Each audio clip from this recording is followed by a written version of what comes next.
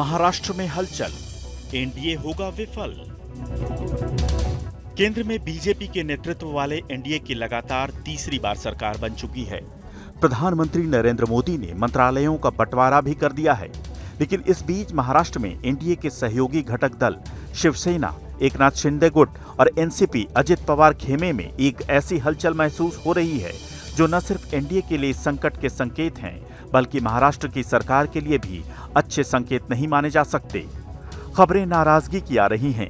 माना जा रहा है कि दोनों ही दल मोदी कैबिनेट में जगह नहीं मिलने से खफा हैं और इसकी पुष्टि करते हैं वो बयान जो खुलकर दिए जा रहे हैं, जिसमें बीजेपी पर एनडीए के दूसरे घटक दलों के प्रति पक्षपातपूर्ण रवैया अपनाने का आरोप लगाया जा रहा है।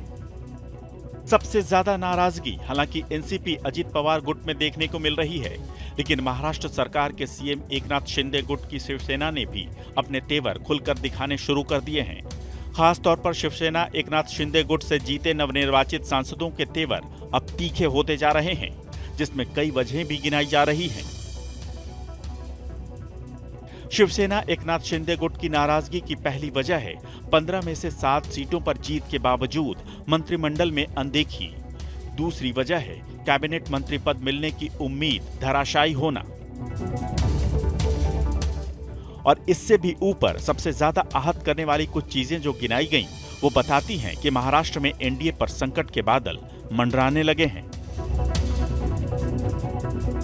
कल के शपथ विधि ग्रहण में शिवसेना पक्ष को होम का ये मिला, एमओएस मिला है, लेकिन मुझे लगता था कि कैबिनेट मंत्री मिलना चाहिए। कई सारी ऐसी छोटी पार्टी है जैसे कि मांझी जी की, कुमारस्वामी जी की, उनके पार्टी के कुमारस्वामी जी के 2 एमपी है, मांझी जी का 1 एमपी है और पासवान जी का 5 एमपी है। तो हमें लगता था कि हमें कैबिनेट मंत्री एक दिया है, वो कैबिनेट मंत्री मिलने की अपेक्षा थी। दरअसल शिवसेना शिंदे गुट ने पद की मांग और प्रश्न इसलिए किया है क्योंकि बीजेपी के साथ आकर शिंदे गुट मूल शिवसेना से अलग हुआ है। इसलिए एक साथी के तौर पर मंत्रिमंडल के बंटवारे को अन्याय के रूप में देख रहा है। खास तौर पर महाराष्ट्र में प्रदर्शन को आधार बनाया जा रहा है। मसलन महाराष्ट्र में बीजेपी ने 28 लोकसभा सीट पर चुनाव लड़ा था, लेकिन 9 सीट पर ही जीत हासिल हुई, जबकि शिवसेना शिंदे गुट ने 15 सीट पर चुनाव लड़कर 7 सीट पर विजय हासिल की। इस लिहाज से दूसरे घटक दलों की ही तरह शिवसेना शिंदे गुट कैबिनेट मंत्री पद की उम्मीद लगाए बैठा था।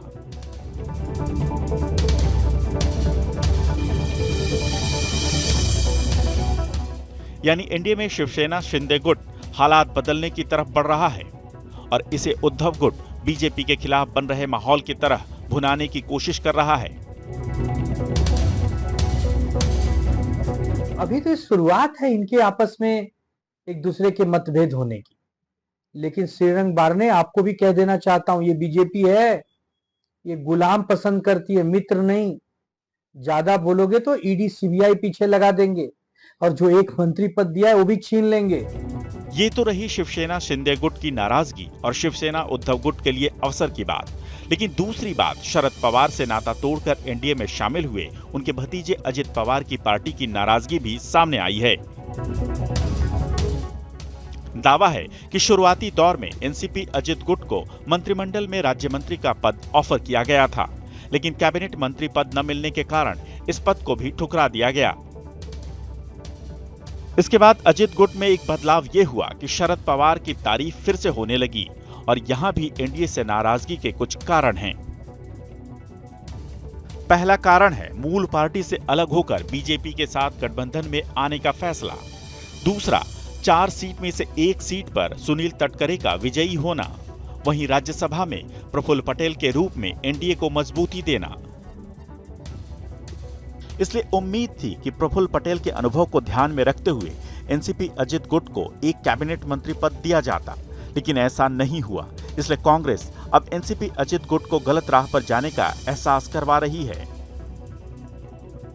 मी तुम्हाला विश्वासानं सांगतो, हे गेलेले अजितदादा पवारांच्याकडचे असू दे किंवा शिंदे गटाकडे असू दे, पुढच्या महिनाभरामध्ये जवळपास हे यांचे दोघांचे मिळून 40 आमदार घरवापसी होईल ही परिस्थिती आता निर्माण झालेली आहे राज्यामध्ये आणि त्यांनी तशा पद्धतीचा संपर्क साधत असल्याची माहिती सुद्धा आहे. वस्तुस्थिती काय आहे मला माहित नाही, परंतु ती चर्चा मात्र प्रचंड जोरात आहे आणि हे होण्यामध्ये कुठलीही अडचणही मला दिसत नाही, कारण वारे आता महाराष्ट्रातील महाविकास आघाडीच्या दिशेने वाहत आहे. हालांकि इसे पॉलिटिकल सम्मान का प्रेशर भी माना जा सकता है, जिसमें शिंदे गुट को उद्धव गुट घेर रहा है, तो वहीं अजित पवार गुट को एनसीपी शरद पवार गुट और कांग्रेस घेर रही है. लेकिन स्थिति अगर महाराष्ट्र में एनडीए को लेकर बिगड़ रही है तो इसका सीधा मतलब है कि महाराष्ट्र सरकार पर असर पड़ना तय है. इस समय महाराष्ट्र की 288 सदस्यीय विधानसभा में 106 बीजेपी के विधायक हैं, वहीं शिवसेना शिंदे गुट के 40 विधायक हैं, एनसीपी अजित पवार गुट के भी 40 विधायक हैं, वहीं शिवसेना उद्धव गुट के 13 विधायक हैं और एनसीपी शरद पवार गुट के भी 13 विधायक हैं, जबकि कांग्रेस के 44 विधायक हैं और 32 विधायक अन्य हैं. यानी शिवसेना शिंदे गुट और एनसीपी अजित पवार गुट अगर अपने मूल दल में फिर से मिल जाता है तो न सिर्फ एनडीए गठबंधन में दरार पड़ जाएगी, बल्कि महाराष्ट्र की सरकार पर भी संकट खड़ा हो जाएगा और ये संकट मौजूदा स्थिति को देखते हुए आने वाले महाराष्ट्र विधानसभा के चुनाव में बीजेपी के लिए नई मुश्किल खड़ी कर सकता है. हालांकि अभी तक स्पष्ट रूप से न तो एनडीए को खतरा दिख रहा है न ही सरकार को, लेकिन मूल पार्टियों से बढ़ रही शिंदे गुट और अजित गुट की करीबी के संकेत एनडीए के लिए ठीक नहीं हैं.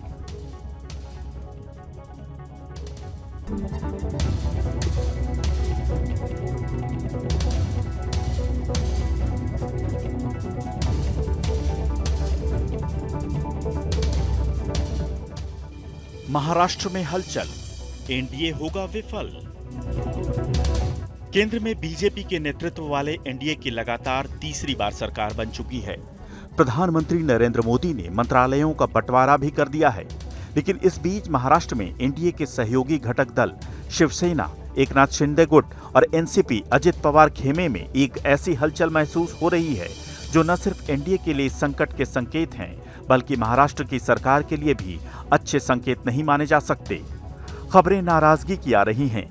माना जा रहा है कि दोनों ही दल मोदी कैबिनेट में जगह नहीं मिलने से खफा हैं और इसकी पुष्टि करते हैं वो बयान जो खुलकर दिए जा रहे हैं, जिसमें बीजेपी पर एनडीए के दूसरे घटक दलों के प्रति पक्षपातपूर्ण रवैया अपनाने का आरोप लगाया जा रहा है.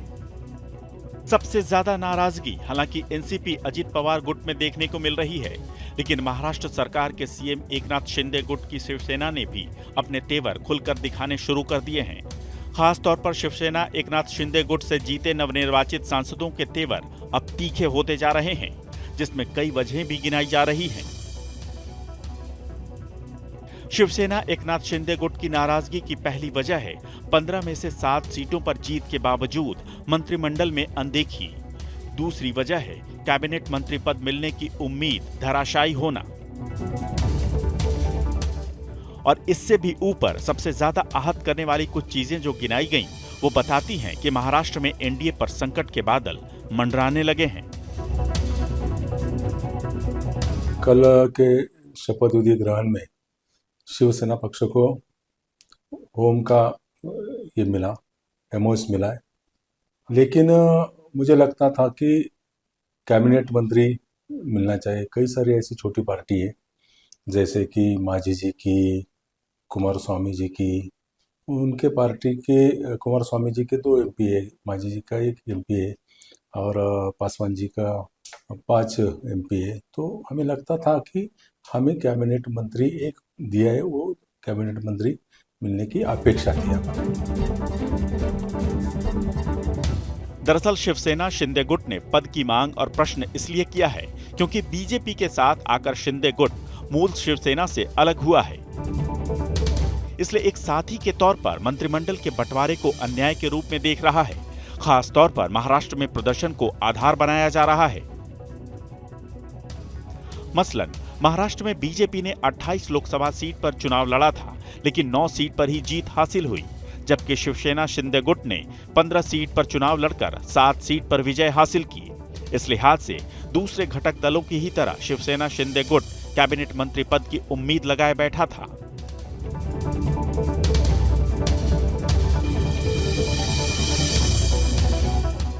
यानी एनडीए में शिवसेना शिंदे गुट हालात बदलने की तरफ बढ़ रहा है और इसे उद्धव गुट बीजेपी के खिलाफ बन रहे माहौल की तरह भुनाने की कोशिश कर रहा है।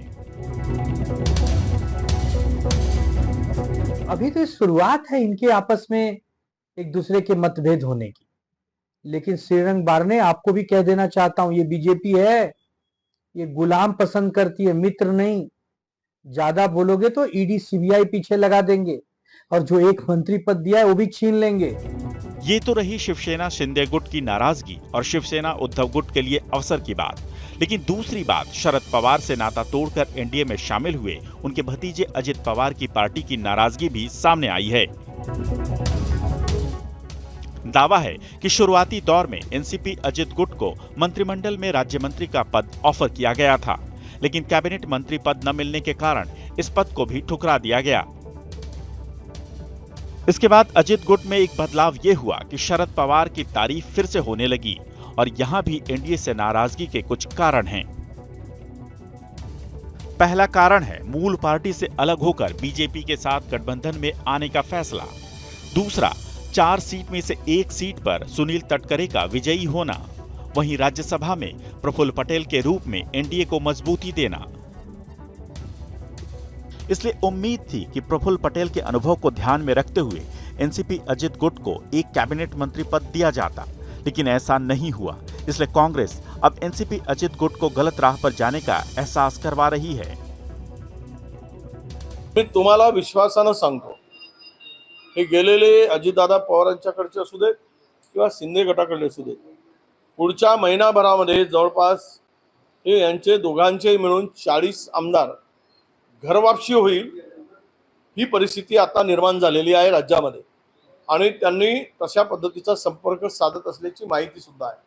वस्तुस्थिती काय आहे मला माहित नाही, परंतु ती चर्चा मात्र प्रचंड जोरात आहे आणि हे होण्यामध्ये कुठलीही अडचणही मला दिसत नाही, कारण वारे आता महाराष्ट्रातील महाविकास आघाडीच्या दिशेने वाहत आहे। हालांकि इसे पॉलिटिकल सम्मान का प्रेशर भी माना जा सकता है, जिसमें शिंदे गुट को उद्धव गुट घेर रहा है, तो वहीं अजित पवार गुट को एनसीपी शरद पवार गुट और कांग्रेस घेर रही है। लेकिन स्थिति अगर महाराष्ट्र में एनडीए को लेकर बिगड़ रही है तो इसका सीधा मतलब है कि महाराष्ट्र सरकार पर असर पड़ना तय है। इस समय महाराष्ट्र की 288 सदस्यीय विधानसभा में 106 बीजेपी के विधायक हैं, वहीं शिवसेना शिंदे गुट के 40 विधायक हैं। एनसीपी अजित पवार गुट के भी 40 विधायक हैं, वहीं शिवसेना उद्धव गुट के 13 विधायक हैं और एनसीपी शरद पवार गुट के भी 13 विधायक हैं, जबकि कांग्रेस के 44 विधायक हैं और 32 विधायक अन्य हैं। यानी शिवसेना शिंदे गुट और एनसीपी अजित पवार गुट अगर अपने मूल दल में फिर से मिल जाता है तो न सिर्फ एनडीए गठबंधन में दरार पड़ जाएगी, बल्कि महाराष्ट्र की सरकार पर भी संकट खड़ा हो जाएगा और ये संकट मौजूदा स्थिति को देखते हुए आने वाले महाराष्ट्र विधानसभा के चुनाव में बीजेपी के लिए नई मुश्किल खड़ी कर सकता है। हालांकि अभी तक स्पष्ट रूप से न तो एनडीए को खतरा दिख रहा है न ही सरकार को, लेकिन मूल पार्टियों से बढ़ रही शिंदे गुट और अजित गुट की करीबी के संकेत एनडीए के लिए ठीक नहीं है।